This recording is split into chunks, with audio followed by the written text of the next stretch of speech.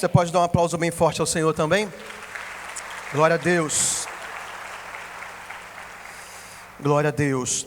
Hoje nós estamos ministrando uma palavra que tem por título: não são permitidas pessoas perfeitas.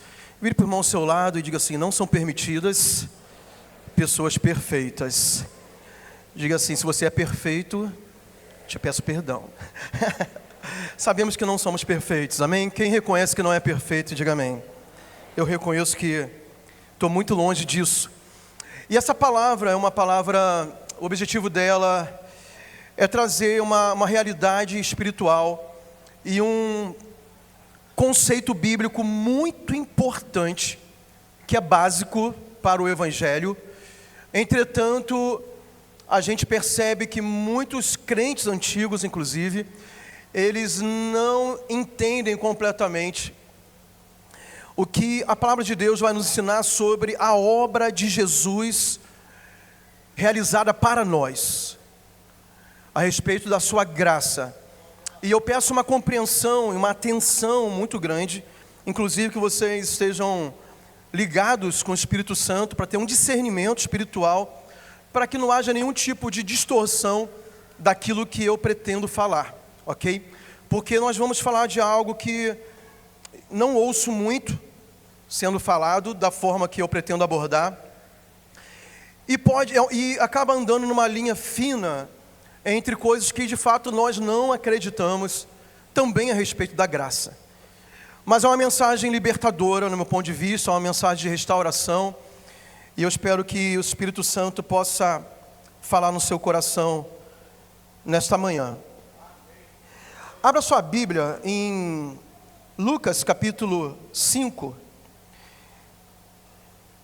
Nessa mensagem também nós vamos fazer uma jornada na história do apóstolo Pedro, desde antes, quando ele não era um apóstolo, quando ele era um simples pescador.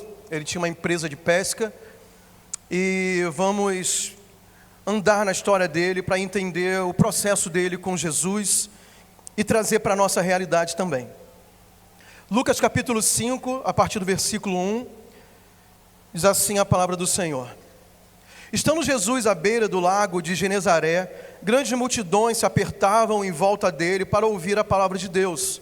Ele notou que junto à praia havia 2 barcos vazios, deixados por pescadores que lavavam suas redes. Entrou num dos barcos e pediu a Simão, seu dono, isso é, o dono do barco, que o afastasse um pouco da praia. Então sentou-se no barco e dali ensinou as multidões. Quando terminou de falar, disse a Simão: agora vá para onde é mais fundo e lancem as redes para pescar. Simão respondeu: mestre, trabalhamos duro a noite toda e não pegamos nada. Mas por ser o Senhor quem nos pede, vou lançar as redes novamente. Dessa vez as redes ficaram tão cheias de peixes que começaram a se rasgar. Então pediram ajuda aos companheiros do outro barco, e logo os 2 barcos estavam tão cheios de peixes que quase afundaram. Quando Simão Pedro se deu conta do que havia acontecido, caiu de joelhos diante de Jesus e disse: por favor, Senhor, afasta-se de mim, porque eu sou um homem pecador. Pois ele e seus companheiros ficaram tão espantados com a quantidade de peixe que haviam pescado, assim como seus sócios Tiago e João, filho de Zebedeu. Jesus respondeu a Simão: não tenha medo, de agora em diante você será pescador de gente. Em outra versão diz pescador de homens. E assim que chegaram à praia, deixaram tudo e seguiram a Jesus. Diga bem forte: deixaram tudo e seguiram a Jesus. Quando nós escolhemos esse tema, não são permitidas pessoas perfeitas, eu vi essa frase numa igreja que nós visitamos lá no estado da Flórida, nos Estados Unidos, que é a Church by the Glades. E esse é o slogan da igreja. O slogan é justamente esse: não são permitidas pessoas perfeitas. Quando nós olhamos para o Evangelho, é justamente esse processo que nós temos que entender da nossa relação com Jesus.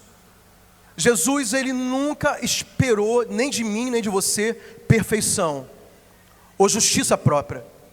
O próprio Jesus, lá no capítulo 2 de Marcos, ele diz assim: os sãos não precisam de médico, e sim os doentes. Não vim chamar justos, mas sim pecadores. Jesus não veio chamar e nem se relacionar com pessoas perfeitas, como se nós pudéssemos alcançar aqui na terra, na condição humana, esse nível de perfeição que nos desse capacidade ou autorização para nos relacionar com a santidade dele. Isso é completamente impossível sem a obra que ele mesmo realizou na cruz por nós, que é a obra de redenção. O que é redenção? Existe salvação e existe redenção, as duas se autocomplementam. Mas a redenção é quando alguém paga pela sua vida, te resgata da escravidão. Era assim que antigamente, quando havia escravidão, na época dos hebreus, você vai ver a história de José, né, que foi vendido como escravo, e naquela época havia civilizações que adotavam escravidão, e até pouco tempo também havia, e hoje ilegalmente ainda existe, infelizmente. Mas naquele tempo havia pessoas que compravam escravos, compravam e libertavam. Tem aquele filme clássico, A Lista de Schindler. Ele era um resgatador, ele é alguém que redimia pessoas que estavam presas ali pelo nazismo e libertava. Jesus fez isso por nós. Então, quando Jesus faz isso por nós, né, ele faz uma obra completa, é claro, para a gente manter a nossa salvação, depois do encontro que tivemos com ele, é necessário nós continuarmos dependendo da graça dele, dependendo da misericórdia dele. E esse é um estado realmente que nós devemos ter dependência dele. Mas quando nós olhamos aqui para o episódio de Pedro, o primeiro aqui que nós lemos, Lucas capítulo 5, é algo que foi parecido com o encontro que tivemos com Jesus no nosso novo nascimento. Quando você um dia ouviu a pregação do Evangelho e você foi convidado a declarar e confessar Jesus como Senhor e Salvador da sua vida, você fez isso com fé, e naquele momento algo espiritual aconteceu, e uma das coisas que aconteceu foi que você nasceu de novo. Teus pecados foram perdoados, as maldições foram quebradas, você passou a ser a habitação do Espírito Santo. Muitas coisas milagrosas aconteceram no dia da sua conversão, porque você teve um encontro com Jesus. Esse encontro que Pedro teve com Jesus tem todo um cenário, nós vamos usar isso depois, guarde isso. Eles estavam fazendo o que eles sempre faziam, eles eram pescadores profissionais. Naquela noite, passaram a noite toda tentando pescar, não conseguiram êxito. Embora fossem profissionais, os pescadores profissionais, eles entendem o dia certo, a hora certa, o local certo, a lua certa, todas as condições, onde o peixe está naquela época do ano. Eles sabiam disso tudo. Entretanto, não tiveram êxito algum. E voltaram frustrados para a praia, já estavam lavando as redes para guardar, porque naquela noite não deu certo. E estava Jesus ali. E Jesus foi atrás deles, porque Jesus estava selecionando os seus primeiros discípulos. E Jesus cria todo um ambiente naquele momento, né, para pregar, começando o seu ministério.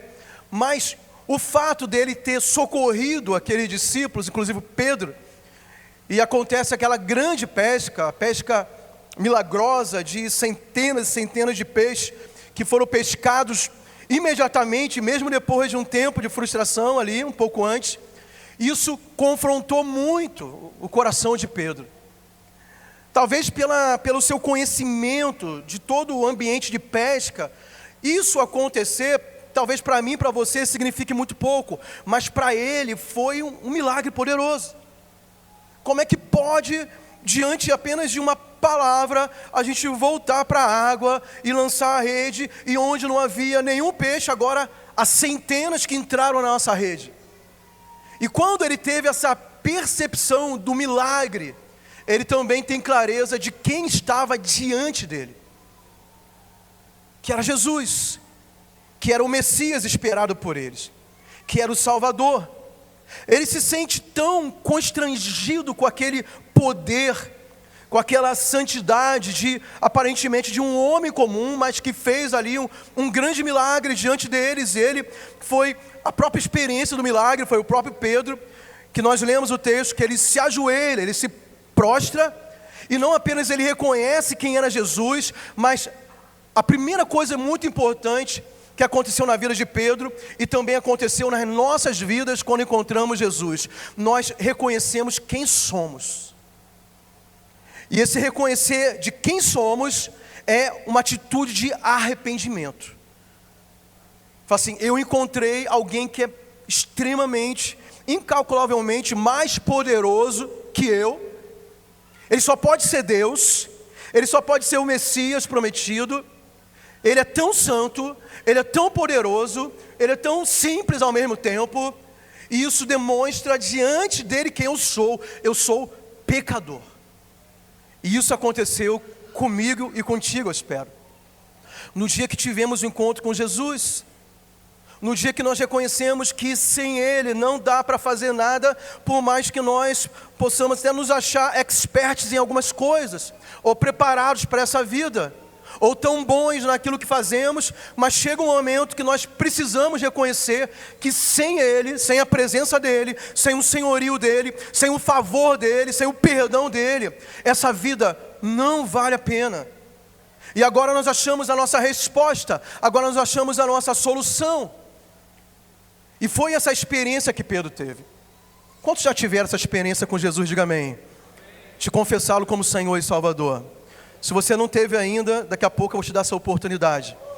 E você vai poder fazer isso e a sua vida nunca mais vai ser a mesma. E a partir então dessa experiência, em que Pedro confessa a Jesus e também se arrepende, ele atende também o convite que Jesus fez, porque juntamente com o seu encontro com Jesus, há um chamado. E Jesus fala para ele, Jesus aponta o destino dele, aponta o propósito, e fala assim, agora que você me encontrou, e agora que você se arrependeu, você reconhece que você é pecador, que precisa de mim, em outras palavras, eu tenho uma proposta para te fazer. O teu destino não é continuar sendo um pescador de peixe comum. E eu não quero dizer que você tenha que largar o seu trabalho, aqui a igreja, não estou dizendo isso para você. Foi uma experiência de Pedro. Mas ali Jesus, ele aponta para o destino do seu novo discípulo. Fala, então a partir de hoje você se tornará um pescador de pessoas, pescador de gente, pescador de almas, pescador de homens. Eu vou te mostrar o motivo pelo qual você foi criado. E começa a caminhada de Pedro junto com Jesus. E essa caminhada vai revelando para Pedro realmente que ele nasceu para aquilo, que ele foi feito para aquilo, que o propósito dele era muito mais do que ganhar dinheiro nessa terra, que o propósito dele era muito mais do que ser um empresário nesse mundo. Ele era um empresário. Se hoje é caro ter barco, imagina naquela época. E ele tinha uma empresa mesmo, ele tinha sócios inclusive, a Bíblia fala, nós lemos o texto. Eu vou te mostrar que você nasceu para algo muito mais significativo, no qual você vai dedicar a tua vida, além do que apenas sair para pescar peixes e ganhar teu dinheiro com isso, que é muito legítimo. E a caminhada começa. E é uma caminhada poderosa. Quando eu reflito sobre a história de Pedro, automaticamente eu reflito sobre a minha caminhada com Jesus. Eu espero que você faça o mesmo. Você teve um encontro com Jesus. Você reconheceu quem Ele era para você. Você se reconheceu diante dEle. Se reconheceu como? Pecador, arrependido, dependente dEle, dependente de graça, de misericórdia. Em algum momento você ouviu o teu chamado e a tua vida passou a ter significado eterno. De você entender, além da salvação, que aqui na terra você também serve. Que pessoas podem ser alcançadas através do teu ministério, da tua vida, da tua voz, da tua pregação, do teu exemplo, do teu abraço. Tua vida tem propósito. E você começa a caminhar com Jesus como Pedro caminhou. E Pedro andou 3 anos com Jesus. Ele se torna um dos seus principais discípulos. Quando nós lemos a história bíblica, os evangelhos, você vai ver que Jesus tinha muitos discípulos, não eram só os 12, mas eram níveis de discipulado. Em algumas ocasiões, Jesus estava cercado por milhares de pessoas, outras vezes por centenas de pessoas, 500 pessoas. Em outras ocasiões 120, outros 70. Na maioria das vezes os 12 estavam mais perto. Em ocasiões especiais havia 3 mais perto. Entre esses 3 que andavam mais íntimos com Jesus, Pedro era um deles. Quando Jesus convida apenas 3 discípulos para subirem ao monte, e em cima daquele monte ele se transfigura, e ele resplandece, na sua divindade diante dos olhos daqueles homens, eles vendo isso de olhos abertos, com os olhos naturais, e não havia só Jesus naquela visão, aparece de uma forma sobrenatural e transcendente, aparece Pedro, aparece Moisés, aparece Elias. Pedro e seus 2 amigos ali, os outros discípulos, ficam extasiados assistindo aquilo. Você vai ver que quando Jesus vai ressuscitar a filha de Jairo, só foram 3 para aquele momento de levantar uma menina dos mortos. Pedro estava no meio. Pedro, ele alcança uma posição privilegiada nessa caminhada com Jesus. Ele começa a ver coisas surpreendentes. Ele começa a ouvir uma doutrina transformadora de Jesus. Ele estava ali no contexto que Jesus faz o seu primeiro sermão, o sermão do monte, o sermão da montanha, que confrontava toda a religiosidade que eles tinham, todos os costumes judaicos. Jesus começa a alinhar o que seria de fato uma vida que agradava a Deus. E Pedro está no contexto, Pedro vê milagres, vê doentes sendo curados, ele vê mortos ressuscitando, ele está com Jesus. Assim como nós estamos também. Eu não sei como é a tua caminhada, eu estou olhando para a minha vida aqui, sendo vulnerável com vocês. Eu passei por isso, a partir do momento que eu converti, eu comecei a ter experiências com Deus. Eu fui batizado no Espírito Santo, eu acho que com 16 anos. Eu comecei a andar em ambientes que eu vi também milagres, vi mover sobrenatural do Espírito. Eu participei de igrejas que passaram por um avivamento visível. E eu estava naquele contexto de antes e depois, de estar com os jovens da igreja, buscando a Deus em oração, pelo avivamento daquela igreja. A gente estava empenhado de evangelizar nas praças, nas ruas, de fazer vigília de oração por conta própria, de buscar os dons do Espírito, de orar pelos enfermos e ver muitas coisas. Eu passei por isso, logo depois que eu me converti, e vi muitas coisas incríveis nas igrejas, nas cidades que eu morei, no meio evangélico. Mas existe um perigo, que é o segundo ponto que eu quero falar. Um perigo de nós, até o apóstolo semana passada fala sobre isso, da gente se acostumar com esse ambiente sobrenatural, da gente se acostumar com a presença de Jesus, da gente ter convicção que de fato encontramos Ele, fomos chamados por Ele, agora caminhamos com Ele. E essa caminhada a gente começa a ver tantas coisas incríveis que se torna normal, mas não é normal, é sobrenatural. A gente nunca deve se acostumar com o sobrenatural, mas nós nos acostumamos, e eu experimentei isso também. Eu me acostumei ao ponto, talvez de pensar assim como Pedro deve ter pensado na caminhada dele, que a partir de então, de tudo que ele estava vivendo ali, era o suficiente. Era o suficiente para ele não falhar mais. Era o suficiente para ele desfrutar tanto de uma graça, que não havia um discernimento de dependência. E esse é o problema da religiosidade. Esse é o problema que eu tenho que lutar diariamente. Eu que estou a vida toda na igreja, de todas as vezes que eu sentar na minha cadeira ali, eu ter uma fome, uma sede, um coração aberto de, não importa quem está ministrando aqui, eu falar, eu preciso aprender algo mais de Deus nesse dia. Eu preciso ter mais uma experiência com Jesus. Eu não posso viver das minhas experiências passadas. Mas chega um ponto que a gente acredita que a gente já viveu tudo, que a gente sabe mais, que eu já li a Bíblia não sei quantas vezes. E ao invés de a gente se colocar numa posição realmente de aprendiz, de discípulo, de seguidor das coisas de Deus e do ambiente que Deus proporciona para nós, muita gente se coloca numa posição tão de superioridade. Pedro podia pensar, eu sou um dos 3 melhores, eu sou um dos 3 mais privilegiados, porque Jesus deixou 9 para trás, mas eu sou um dos 3. Eu falo coisas para Jesus que ninguém tem coragem de falar, e ele tinha mesmo, né? E ele poderia pensar, eu não preciso mais de nada, eu já alcancei o que tinha que alcançar na minha vida, estou aqui com Jesus.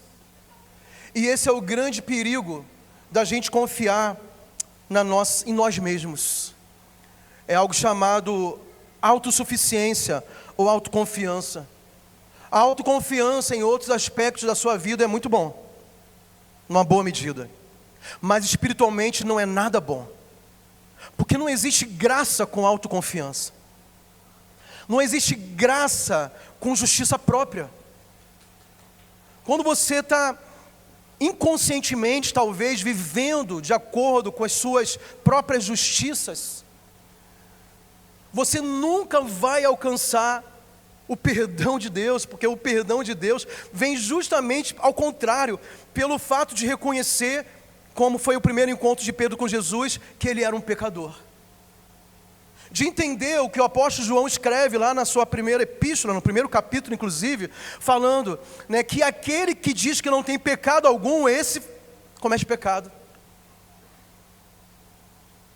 Mas por outro lado, ele continua falando, filhinhos, não pequeis, mas se alguém pecar, se porventura você pecar, temos um advogado junto ao Pai, Jesus Cristo, o justo, é Ele quem nos justifica. Então eu preciso diariamente reconhecer que eu necessito de misericórdia, de perdão, mas eu tenho acesso a esse perdão quando eu recorro ao perdão dEle. Eu reconheço que preciso de misericórdia, eu não sou suficiente, eu sou imperfeito. Mas por outro lado tem a palavra que nós lemos lá, que são essas pessoas que Jesus está procurando. Eu não sei se você está entendendo que parece algo meio paradoxal, que você necessita e Jesus procura os necessitados. E por mais que nós caminhemos e avancemos e alcancemos maturidade, mas maturidade não se confunde com autossuficiência. Pelo contrário, a maturidade deveria nos fazer convencer que precisamos mais e mais da graça e da misericórdia dEle. Por quê? Porque nós não vamos conseguir andar por nossas próprias pernas, agradando a Deus o tempo todo. E eu descobri isso, assim como Pedro descobriu. Jesus falou isso para ele. Eu descobri que por mais que eu estava caminhando com Jesus, eu estava fazendo tudo que eu falei para vocês, eu estava num grupo muito legal de jovens que amavam Jesus, que buscavam a Ele, a gente estava disposto a se envolver nos ministérios da igreja, ajudar a liderança. Na época não tinha célula, mas se tivesse, eu estaria liderando célula, mas estava ministrando louvor, estava evangelizando na rua, estava orando e querendo mais de Deus, querendo mais de Deus. Só que chega um momento que a gente tropeça. Quem entende isso? Que chega um momento que a gente tropeça. E Pedro também tropeçou. Já estava ali perto do final da história de Jesus aqui na terra, muito perto da sua prisão, da sua crucificação e, é claro, consequentemente, a sua ressurreição. E Jesus, ele começa a ter conversas muito profundas com seus principais discípulos. Ele começa a falar sobre o que ia acontecer com ele. Prisão, crucificação e ressurreição. Eu penso que eles não tinham uma noção exata do que Jesus estava falando, porque eles acreditavam que o Messias esperado nunca poderia ser vencido pelos romanos. Pelo contrário, eles achavam que o Messias seria o libertador político, o libertador, o grande general que ganharia a guerra contra os seus inimigos e libertaria Israel, mas Jesus estava falando de outra libertação. Jesus estava falando de outro reino, não era o reino do mundo. Mas ele não entendia, mas Jesus falava claramente para eles. E Pedro, talvez, não entendendo a profundidade, a realidade de que de fato essas coisas iriam acontecer, ele fala para Jesus: Jesus, se isso acontecer contigo, pode contar, eu vou estar, estamos junto e misturado. Vou ler o texto para vocês. Lucas 22, pulamos aí bastante capítulo, né, do 5 até o 22.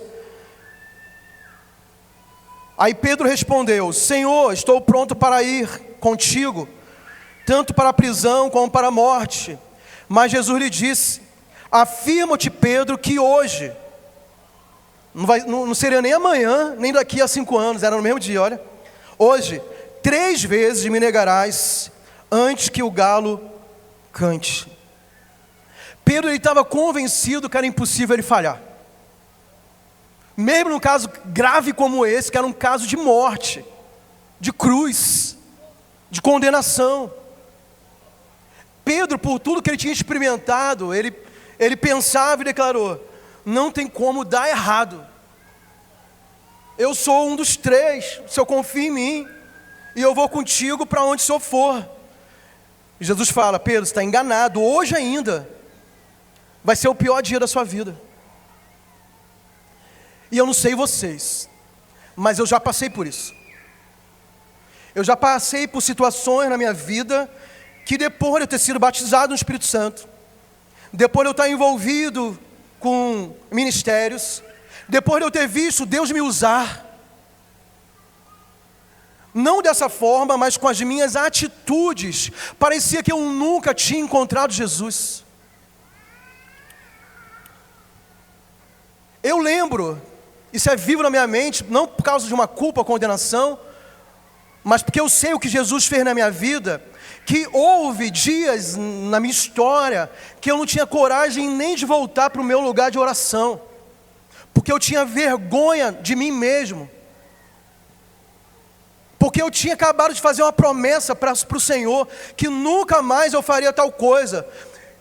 Talvez eu bati até o recorde de Pedro, porque o dele foi no mesmo dia, o meu às vezes foi 1 hora depois, 2 horas depois.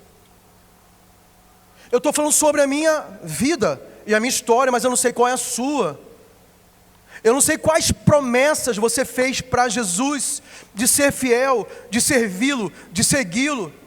Ou sobre a sua casa, sua família, seu casamento, a criação dos seus filhos, teu chamado, teu ministério, teus compromissos financeiros com o reino. Eu não sei até que ponto o teu coração, de fato, eu creio que era bem sincero com Deus, e você declarou palavras: Senhor, conta comigo, eu vou contigo até o final. Só que Jesus, ele recebe isso, mas ele sabe. Ele sabe o quê? Ele sabe que somos imperfeitos. E nem por isso ele deixa de contar conosco. Mas ele sabe, Jesus não cria uma ilusão a respeito de mim, de você. Quando ele chama Pedro, lá em Lucas capítulo 5, ele sabia quem era Pedro. Eu quero te dizer que nós não podemos enganar Jesus.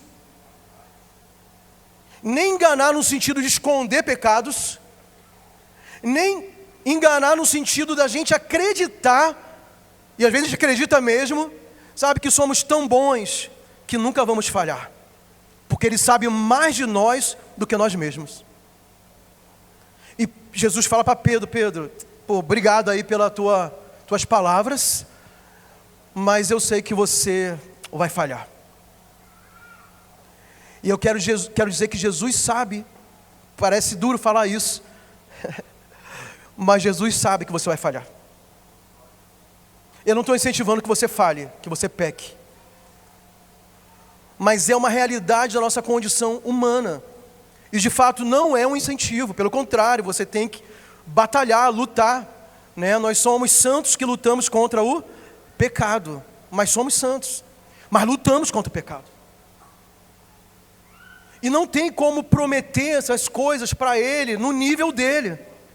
Você não vai poder prometer coisas para Ele no nível dele. E eu não quero que você se engane com isso, e nem que você se sinta culpado se porventura você já falhou. Se você já pisou na bola. Se você já descumpriu suas promessas. Porque Jesus, ele continua trabalhando. E na vida de Pedro foi assim. E tudo que Jesus falou para Pedro, naquele mesmo dia, naquele dia aconteceu. Quem está entendendo, diga amém. Vamos abrir a nossa Bíblia novamente.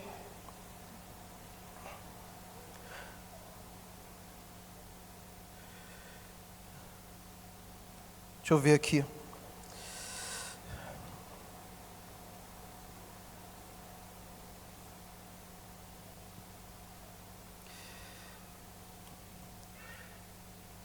Lucas capítulo 22.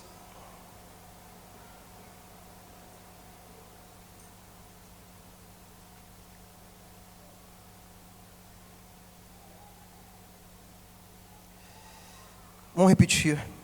Então o Senhor disse: Simão, Simão, Satanás pediu para peneirar cada um de vocês como trigo. Contudo, supliquei em oração por você, Simão, para que a sua fé não vacile.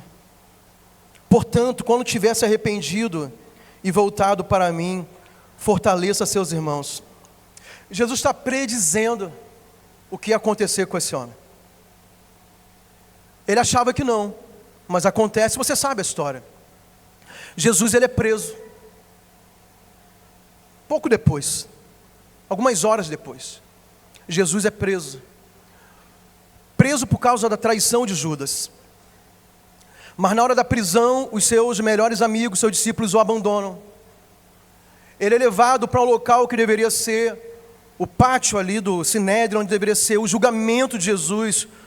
Um julgamento fake, não teve julgamento, houve uma condenação injusta. E Pedro, que tinha acabado de prometer a Jesus que iria à morte com ele, ele fica espreitando, ele fica de longe observando o que estava acontecendo. Só que ele é reconhecido. Uma vez, 2 vezes, 3 vezes ele é reconhecido. 3 vezes ele é abordado a respeito de quem ele era. Quem ele era? Ele era um discípulo. Quem ele era? Ele era o pescador de almas. 3 anos antes, ele tinha começado uma nova jornada de caminhar com Jesus. Mas quando ele é confrontado de quem ele era, ele fala: não, eu não sou isso. Eu não conheço Jesus. Eu nunca andei com ele. Você está confundindo. E eu fico pensando, quando eu olho para a minha vida, dessas coisas que eu estou sendo vulnerável com vocês, quantas vezes isso aconteceu comigo, de eu não conseguir representar diante de pessoas, ou diante até do mundo espiritual, a minha identidade em Cristo, por motivos diversos. Qual era o motivo de Pedro? Medo. Ele se achava corajoso, mas não o suficiente de assumir as promessas que ele tinha feito para Jesus.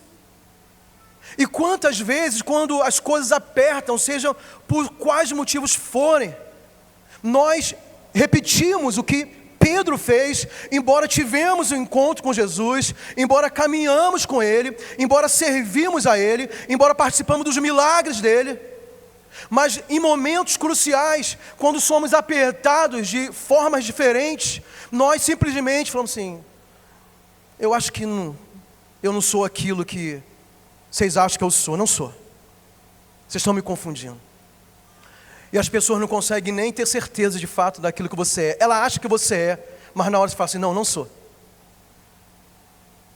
Ah, mas eu vi vocês lá na Igreja da Paz, na Paz Church. Não, mas eu só frequento. Ah, mas você liderava. Não, mas foi um tempo passado, não faço mais parte disso. Mas você é casado. Não, estou passando uma crise no meu casamento, é por isso que eu estou fazendo essas coisas. Ah, mas você é um jovem cristão. Ah, mais ou menos, sabe como é que é? O evangelho hoje é muito liberal, né? Não é assim da forma que você acha. Você que é radical. Eu sou um cristão, sou um cristão gente boa, sou um jovem gospel. O gospel é diferente. E Pedro, ele faz o pior que ele poderia ter feito. E a Bíblia vai falar para nós que quando Pedro nega pela terceira vez, o olhar dele se encontra com o olhar de Jesus. Você já passou por isso? Depois de ser tão grosseiro com alguém, de arrumar uma briga no trânsito, de flertar de forma indevida com alguém que jamais deveria nem passar pela tua ideia isso, mas você fez. Aí depois que você fez, você lembra que Jesus está olhando para você? Eu já passei por isso. O que acontece? O pior aconteceu na visão de Pedro, né? Ele negou Jesus 3 vezes. Jesus, de fato, foi para a cruz e ele morre. Se ele tinha ideia que ele pudesse defender Jesus, assim como ele teve coragem ali, inicialmente, quando ele corta a orelha do soldado, lá no jardim, mas depois ele não consegue manter suas promessas, ele deveria pensar: Jesus, ele está indo para a cruz por minha culpa, porque eu prometi defendê-lo. E ele começa então, no meu entendimento bíblico, a viver um ciclo de culpa e condenação. A Bíblia fala que Jesus ressuscita, de fato, ao terceiro dia. Ele aparece para Pedro. Há um entendimento de perdão, inclusive, porque ele aparece para Pedro, aparece para os outros discípulos. Ele continua aparecendo durante 40 dias para os seus discípulos e algumas outras pessoas.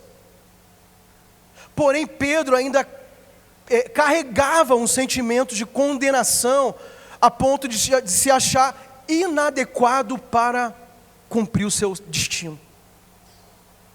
Pastor, mas por que você está falando isso? Vamos ler a Bíblia.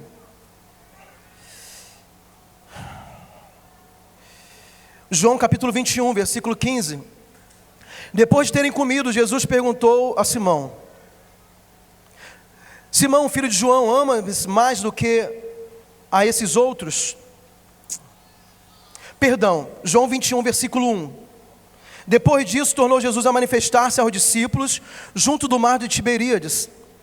E foi assim que ele se manifestou. Estavam juntos Simão Pedro, Tomé, chamado Dídimo, Natanael, que era de Caná de Galileia, os filhos de Zebedeu, e mais 2 dos seus discípulos. Disse-lhe Simão Pedro: vou pescar. Disseram-lhe os outros: também nós vamos contigo. Saíram e entraram no barco. Aquela noite nada apanharam. Já tinha acontecido isso tudo. Tinha negado, Jesus foi preso, de fato, crucificado, ressuscitou, começou a aparecer por discípulos, inclusive para Pedro. Mas Pedro tinha tomado uma decisão: eu não sou digno de fazer a obra que Jesus me confiou a fazer.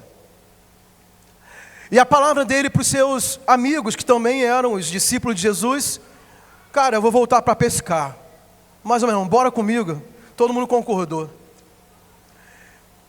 Eu creio que ele estava pensando, Jesus falou que eu fui chamado para evangelizar pessoas, para cuidar de gente, para servir na igreja, para ser um missionário, para ser um pastor, para ser um empresário homem de Deus, para ser um pai de família digno, exemplar, para ser um bom marido, esposa.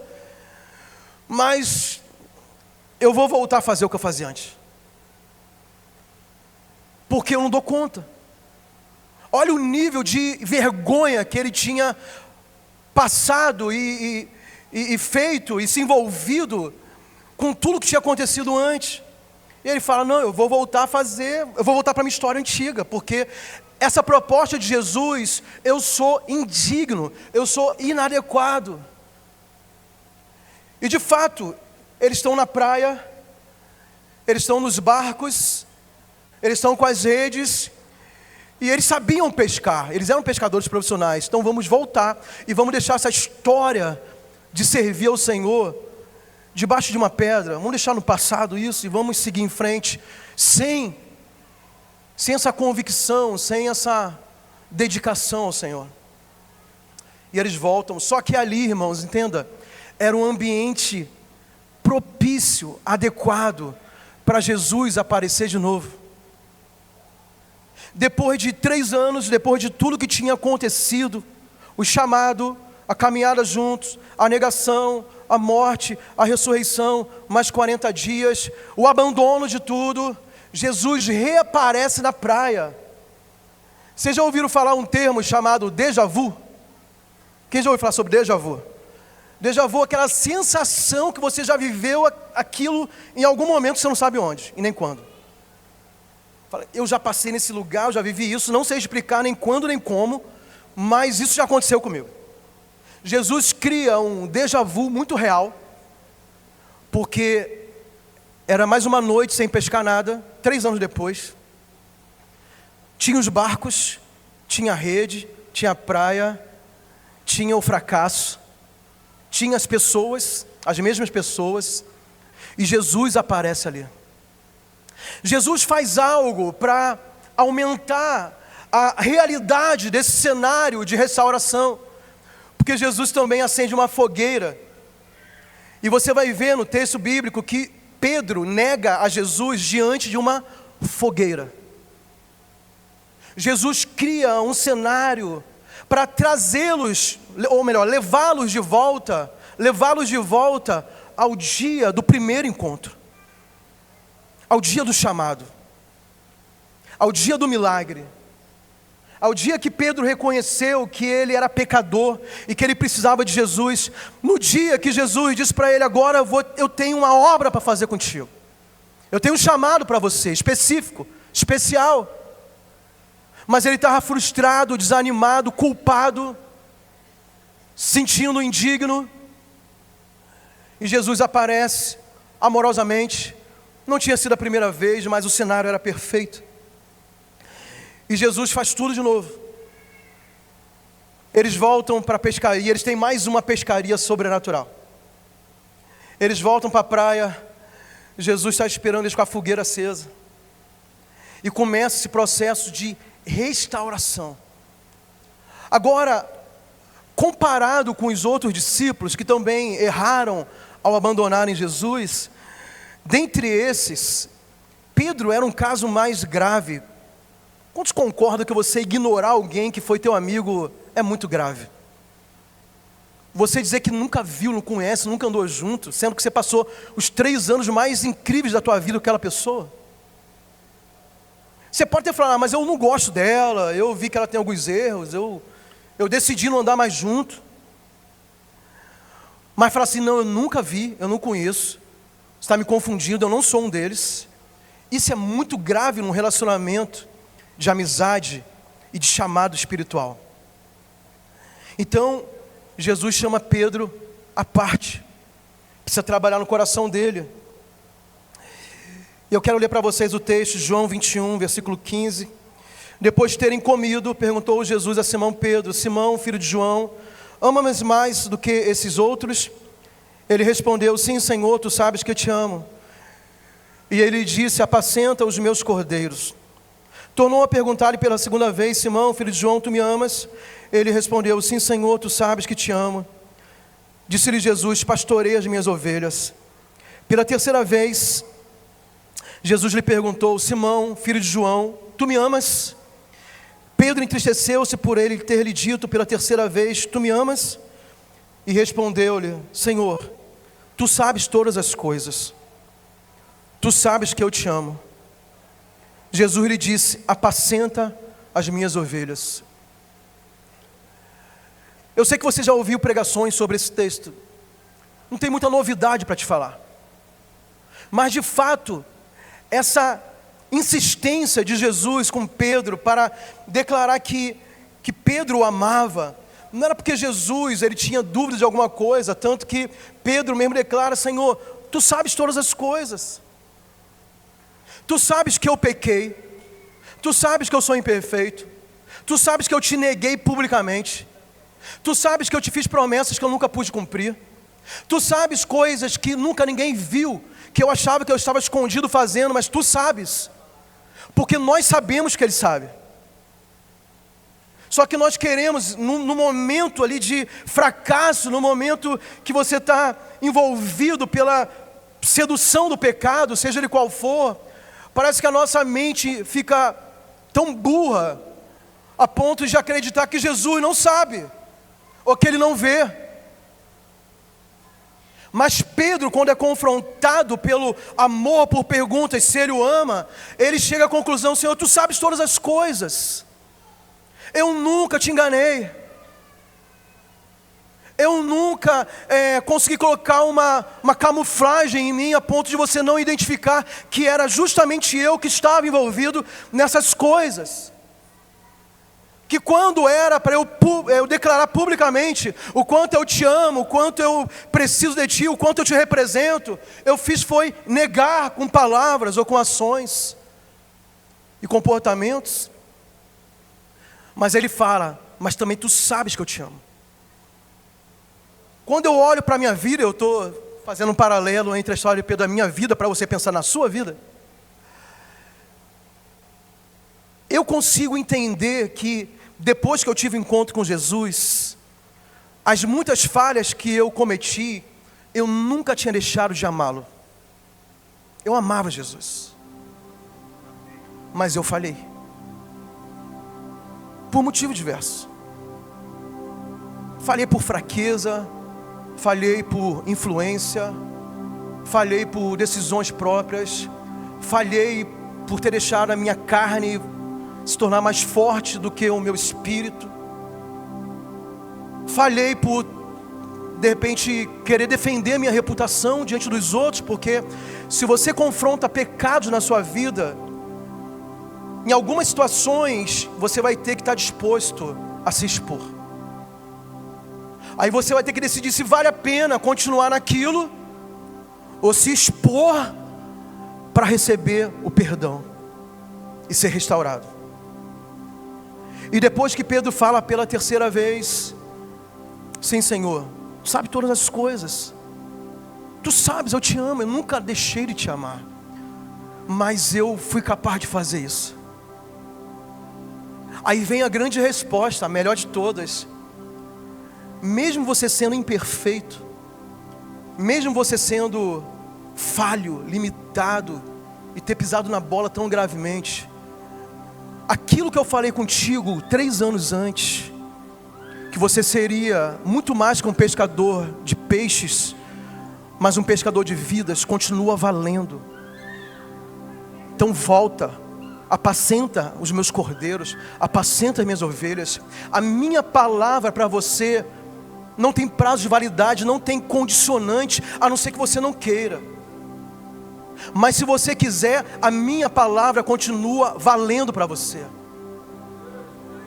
É por isso que a palavra de Deus diz que céus e terra passarão, mas as minhas palavras não hão de passar. Não é só a Bíblia inteira não, são palavras específicas para mim e para você. Os únicos que podem deixar ou invalidar aquilo que Deus falou e prometeu a nosso respeito é nós mesmos, quando nós nos desqualificamos ao ponto de não voltar a Ele e dizer: Senhor, eu estou arrependido, eu te amo, eu te amo, eu não sou perfeito, mas eu te amo, eu não sou perfeito, mas se o Senhor estiver ainda disposto comigo, conta comigo. O Senhor sabe quem eu sou, o Senhor sabia desde que me chamou, então conta comigo. E nessa manhã, eu quero dar oportunidade para pessoas poderem se reconectar com os chamados de Deus. Eu quero dar oportunidade para você renovar alianças com o Senhor. Eu quero dar oportunidade para as pessoas aqui terem o primeiro encontro também. Falar assim: eu sou pecador, mas eu preciso de Jesus. Se Ele está me chamando, Ele pode me perdoar, Ele pode me dar um senso de destino. Onde eu estou não é um local confortável para mim, eu preciso de Jesus. Mas para você que já caminhou com Ele e ficou pelo meio do caminho, essa palavra é para você também. Se você quiser, Jesus está te perguntando: você me ama? Você me ama? E Ele vai perguntar quantas vezes foram necessários. Fala assim: mas Jesus, eu pequei, não foram 3 vezes não, eu pequei incontáveis vezes. Jesus vai perguntar: você me ama? Para quantas vezes for necessário você ser curado, Ele vai querer que você entenda que você pode amá-lo mesmo sendo imperfeito. Você pode servi-lo mesmo sendo imperfeito e caminhar debaixo de uma graça sobrenatural para viver em vitória. Existe um ambiente de perdão aqui nessa manhã. Existe um ambiente de amor aqui entre nós. Jesus, Ele não te rejeita. Pelo contrário, Ele vai ao teu encontro, como Ele foi ao encontro de Pedro. Ele vai te procurar onde você estiver, e Ele vai perguntar: eu quero te perguntar se você me ama. Se você me ama, está tudo bem. Bora, vamos caminhar juntos de novo. Amém? Sentados mesmo, feche seus olhos.